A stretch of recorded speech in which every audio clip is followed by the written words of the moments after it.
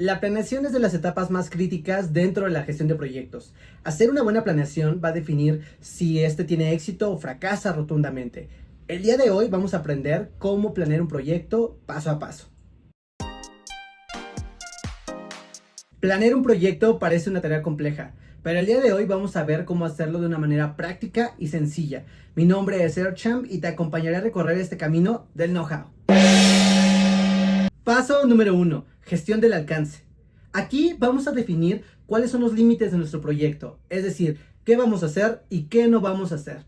Necesitamos enunciar cuál va a ser el objetivo final de este proyecto. Por ejemplo, construir un Lego de Pikachu. Ese es mi declaración de alcance. Ahora, para hacerlo muchísimo más específico, vamos a usar una herramienta que se llama EDT o estructura desglosada de trabajo.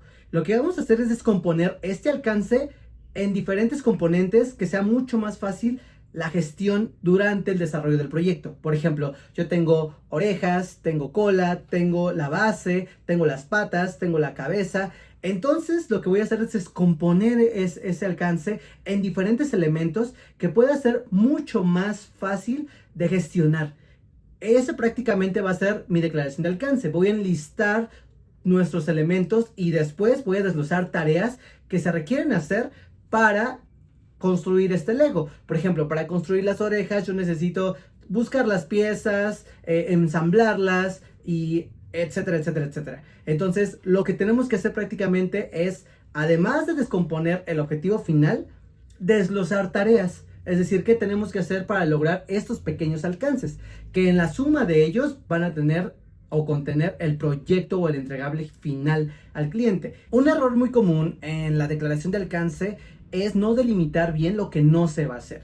Es decir, yo voy a construir un Lego de Pikachu, no voy a construir un Lego de Eevee ni de Butterfree o voy a construir una Pokébola. No, voy a construir nada más esto. Entonces es importante tener en cuenta qué sí se va a hacer dentro del proyecto. Muchas veces no se declara bien y se terminan haciendo más cosas que no se excluyeron. Obviamente en este caso pues es muy sencillo, pero hay proyectos donde dice, no incluye mantenimiento tal vez, y eso es muy importante declararlo dentro del alcance. Nadie le va a dar mantenimiento al Pikachu. ¿Por qué? Porque no es parte del proyecto, el proyecto es únicamente armarlo. Entonces es importante que en la declaración de alcance se delimite muy bien qué no se va a hacer. Paso número 2, declaración del tiempo. Para este punto ya deberíamos de tener una lista de actividades de la declaración de alcance, es decir, una lista que diga cómo vamos a lograr construir este Pikachu, por ejemplo. Entonces, de esa lista vamos a empezar a ordenarla. Vamos a empezar a asignar fechas de inicio, duración y, muy importante, las dependencias. Esto le va a dar orden a nuestras actividades. Por ejemplo, yo no puedo construir tal vez la cola sin que antes se construya el cuerpo. O no puedo construir la cabeza sin que antes haya un cuerpo. O no puedo construir el cuerpo sin que antes haya estado la base hecha. Entonces es importante empezar a darle secuencia y saber qué actividades dependen de qué otras. Eso es muy importante porque a la hora de que vamos a establecer esa ruta o esa secuencia de actividades, vamos a generar un cronograma de actividades, lo cual me va a dar una ruta crítica y me va a dar también una duración y fecha de término del proyecto. Entonces, prácticamente lo que vamos a hacer es empezar a acomodar esa serie de actividades. Para eso usamos usualmente software de gestión de proyectos como lo son, Monday, o podría ser Trello, Asana, o Jira tal vez, o simplemente un Excel. Es muy importante únicamente darle esa secuencia y generalmente el cronograma viene en un diagrama de Gantt que muestra cómo va a ir la ruta del proyecto. Paso número 3, declaración de los costos. Para hacer esta parte, lo que necesitamos es, con ayuda de lo que ya hicimos anteriormente, que fue en alcance y tiempo, vamos a empezar a meter algo que se llama mano de obra y recursos. Esto se hace inmediatamente, si es un software de gestión de proyectos, se hace en una hoja de recursos donde se le va a asignar, por ejemplo, pues cuántas personas se requieren para armar el Pikachu, los materiales, si necesitas algún software o algún material extra, algún equipo necesario, tal vez herramientas que requieras para construirlo. Todo eso se va a empezar a declarar dentro de cada una de las actividades que se necesitan. Por ejemplo, si yo soy el que va a estar construyendo este Pikachu y me van a pagar por hora, entonces tengo que declarar de acuerdo a mi cronograma cuántas horas les voy a dedicar al armado de este Pikachu y cuánto me van a pagar a mí por armarlo. Eso me va a dar todo una ruta de costos, lo que generalmente se declara con una curva S, es decir, cómo van a ir mis costos dentro del proyecto, dispersándose y van a ir invirtiéndose dentro del proyecto. Entonces, prácticamente en la declaración del costo lo que vamos a hacer es ponerle precio a todas las actividades y entregables que ya declaramos en 2 fases anteriores dentro del cronograma. Es por eso que es muy importante que se haga en ese orden, porque no podemos llegar a declarar costos si antes no está declarado el alcance del tiempo. Paso número 4, calidad. Aquí vamos a definir cuáles son los criterios y estándares mínimos que espera el cliente para recibir el proyecto o entregable final. Esos criterios van a estar en nuestra guía porque son los requisitos mínimos que debe de tener el producto final para que el cliente esté satisfecho con nuestro trabajo. Por ejemplo, si vamos a construir este Pikachu, uno de los criterios debe de ser que pues, sea amarillo, que las piezas estén en buen estado, que el ensamblado sea uniforme, que no se caiga ninguna pieza, que la maquinaria del movimiento funcione adecuadamente. Tal vez esos puedan ser criterios de calidad para este proyecto. Así tenemos que establecer en qué puntos dentro de nuestro cronograma vamos a revisar esa calidad. Por ejemplo, tenemos el cronograma y vamos a decir, bueno, al término de las orejas tenemos que comprobar que nuestros criterios de calidad se cumplan. Al término de la cola tenemos que revisar. Al término del mecanismo tenemos que probar el mecanismo de movimiento. Todos esos criterios de calidad se deben de ir comprobando durante el proyecto, no al final. ¿Por qué? Porque es importante ir resolviendo si en algún momento, no sé, la pieza no coincide, el color de la oreja no coincide con el cuerpo. Ese tipo de cosas tenemos que preverlas dentro de nuestro proyecto. Entonces es importante que vayamos checando la calidad en cada uno de los hitos que hayamos, que hayamos declarado dentro de nuestro plan de trabajo. Uno de los errores más comunes dentro de la calidad es inspeccionar y no revisar. Cuando tú revisas, vas haciendo un trazo en el tiempo para checar los entregables y poder ir corrigiendo cualquier problema que se suscite en el proyecto. Cuando tú inspeccionas, usualmente es al final, cuando ya casi vas a entregar al cliente. En ese punto, cualquier corrección es muchísima más cara, porque ya está todo desarrollado. Cuando tú vas revisando, puedes prever y solventar algún sobrecostos o sobretiempo que lleve el proyecto. Pero cuando inspeccionas ya no. Ya es mucho más caro y muchas veces ese error lo cometen cuando no se hace un plan de calidad adecuadamente. Paso número 5, gestión de recursos. Aquí vamos a asignar los recursos materiales y todo lo necesario para que este proyecto se lleve a cabo. Es importante porque aquí vamos a definir al equipo de trabajo. Por ejemplo, si necesitamos a un constructor que sea el que desarrolle el proyecto y ensamble todas las piezas, a un gestor de proyectos, o si necesitamos a alguien más dentro del equipo para que pueda llevarse a cabo. Es muy importante porque también vamos a darles las herramientas. Si ese constructor necesita, pues tal vez, no sé, una pieza, una palita para ir removiendo las piezas que no queden, o sin esa pintura, o lo que requiera, sin esas guantes especiales. Todo eso lo vamos a ir declarando dentro de nuestro plan que ya estamos desarrollando. A este punto ya tenemos un plan de calidad y entonces ya tenemos a los responsables que van a hacer esto, así como todas sus herramientas de trabajo y todo lo que van a requerir para que este proyecto salga a flote. Paso número 6, gestión de las comunicaciones. Aquí vamos a establecer un plan de cómo va a transitar la información a través del sponsor, los interesados, el equipo desarrollador y los proveedores y en general quienes estén involucrados en el proyecto. Es muy importante porque vamos a marcar dentro del plan aquellos puntos en donde la información debe de fluir a través de todas estas personas.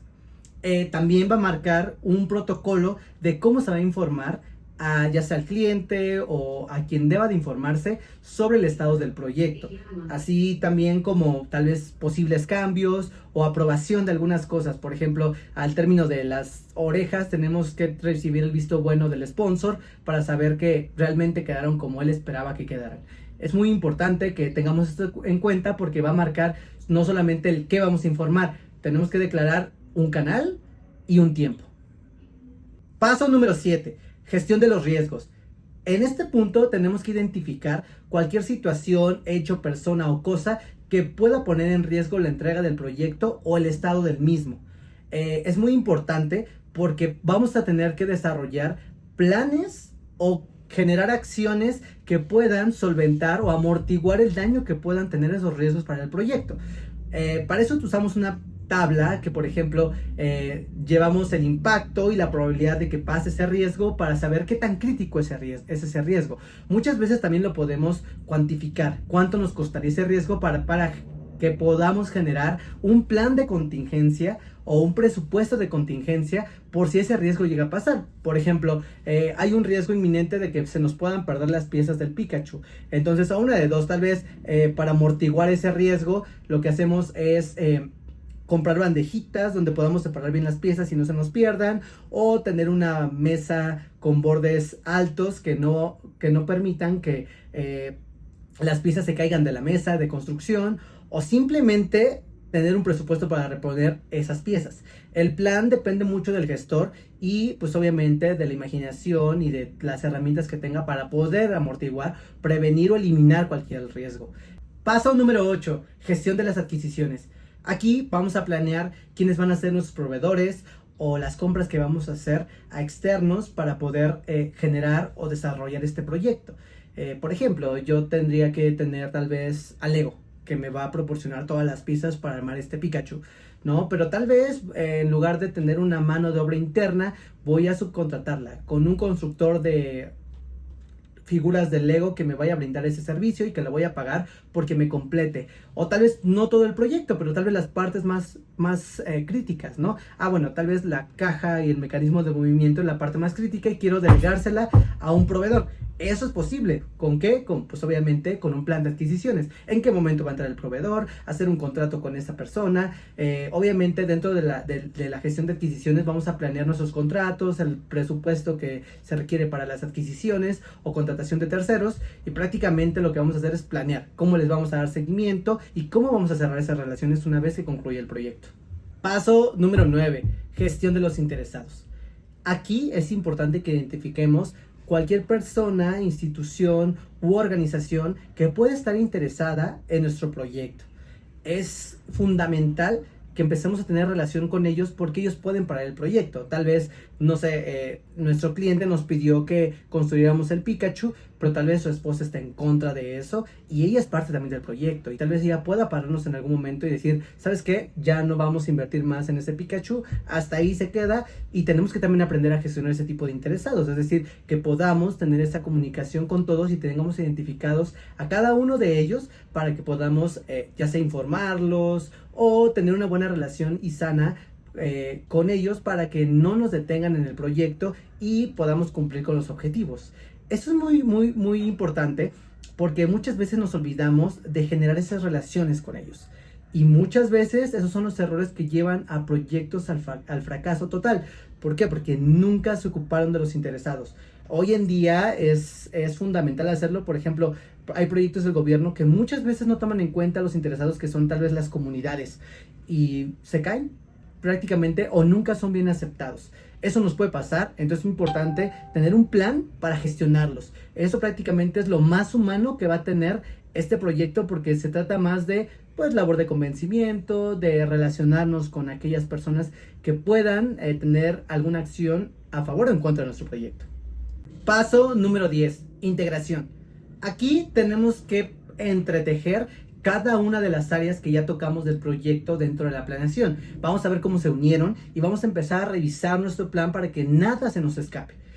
Usualmente dentro de esta fase, pues lo que hacemos también es apoyarnos de software, ¿no? Software como lo son tal vez Jira, tal vez Airtable o el mismo Project, que nos va a ayudar a empezar a mantener toda la información en un solo lugar, ¿no? Que es posible para que podamos nosotros tener un avistamiento general en un solo lugar y que podamos llevar ese traqueo del proyecto a través del tiempo.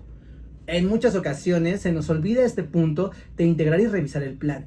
¿Por qué? Porque muchas veces decimos, ya acabamos el plan, se le da carpetazo y a lo que sigue.